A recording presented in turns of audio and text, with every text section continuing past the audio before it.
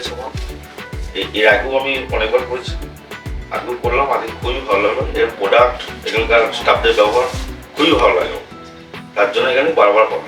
প্রত্যেককেই বলবো যেন এখানে এসে সবাই চুল থেকে আরম্ভ করে সব ঠিকঠাক